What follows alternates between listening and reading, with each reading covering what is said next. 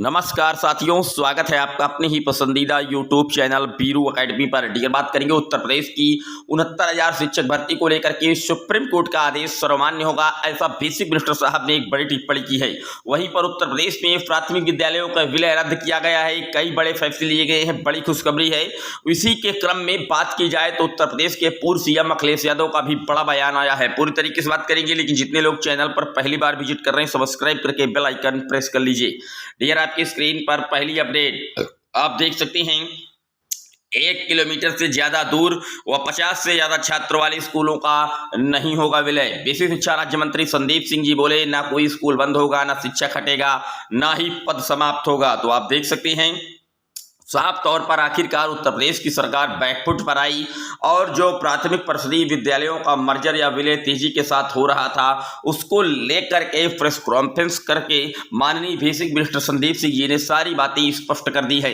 इन्होंने कहा है कि स्कूलों के विलय को लेकर के बढ़ रहे विरोध के बीच बेसिक शिक्षा विभाग ने 1 किलोमीटर से ज्यादा दूर व 50 से ज्यादा छात्र वाली स्कूलों का विलय नहीं करने का फैसला लिया है। अगर इस मानक के विपरीत किसी स्कूल का विलय हुआ है तो इसे निरस्त करके पूर्व की जगह पर ही चलाया जाएगा।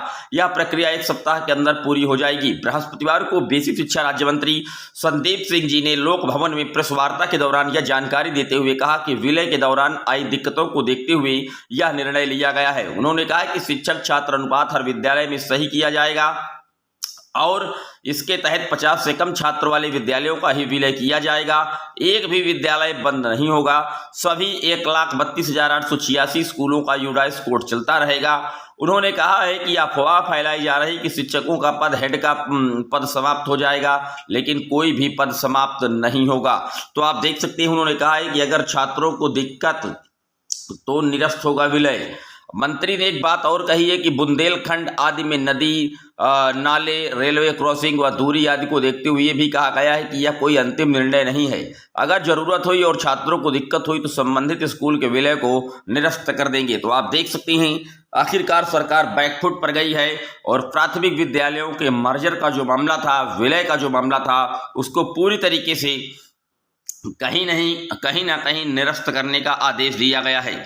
शिक्षक छात्र अनुपात सही नहीं तो करेंगे नई भर्ती भी। यहाँ पर उन्होंने कहा है कि अगर शिक्षकों का और छात्रों का अनुपात सही नहीं मिला तो हम नई शिक्षकों की भर्तियां भी करेंगे। बात कर लेते हैं अगली अपडेट की। अगली अपडेट, स्कूलों का स्थायी रूप से विलय नहीं किया गया था। उन्होंने ये भी कहा राज्य मंत्री जी ने कि हमने किसी भी विद्यालय को स्थायी रूप से पेयर नहीं किया था। अगर कहीं बैठने की असुविधा होती है, बच्चों की संख्या बढ़ेगी तो पुराने भवन में फिर से संचालन की व्यवस्था की जाएगी। सभी परिषदीय विद्यालयों का यूडाइस कोड चलता रहेगा। इन्होंने साफ तौर पर कहा है कि जो प्राथमिक परिषदीय विद्यालय जो 50 से कम नामांकन वाले हैं, सिर्फ उन्हीं का विलय होगा और वो भी प्राथमिक परिषदीय विद्यालय 1 किलोमीटर के अंदर ही होगा, जैसा आरटीई एक्ट मानक में कहा गया है। तो आप देख सकते हैं सरकार का यू टर्न हुआ है, बैकफुट पर गई है।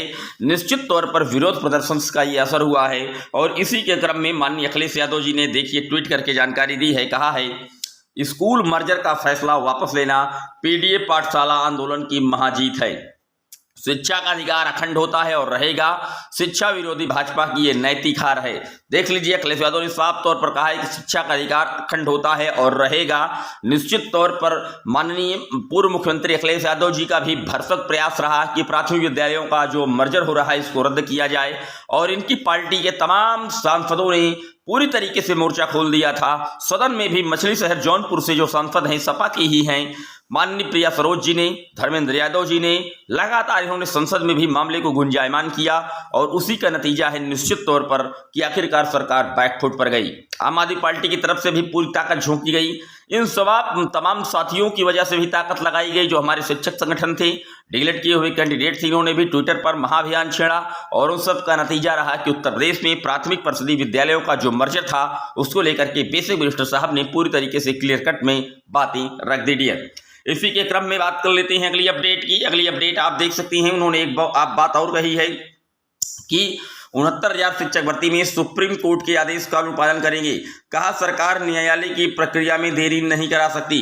आप जानते हैं उत्तर प्रदेश की 69,000 शिक्षक भर्ती में आरक्षण की गतिविधि को लेकर के मामला सुप्रीम कोर्ट में है और उसी को लेकर के कहीं ना कहीं उन्होंने फिर बयान दिया है कि सुप्रीम कोर्ट के आदेश का ही अनुपालन करेंगे। सुप्रीम कोर्ट में डेट आप जानते हैं अगस्त में लगी हुई है, अगस्त से शुरू भी हो चुका है। बेसिक शिक्षा राज्य मंत्री संदीप सिंह ने बृहस्पतिवार को कहा कि सुप्रीम कोर्ट में चल रहे 69,000 शिक्षक भर्ती मामले में सरकार कभी देर नहीं करा सकती है। हम किसी भी भर्ती में का विरोध नहीं करते हैं। जबकि यहाँ पर बता दें 69,000 शिक्षक भर्ती के जो कैंडिडेट हैं उन्होंने कहा था कि सरकार की देरी की वजह से हम लोग दर दर की ठोकरें खाने को मजबूर हैं। वहीं पर साफ तौर पर कहा गया है कि हम जो है पूरी तरीके से सुप्रीम कोर्ट के आदेश का अनुपालन करेंगे।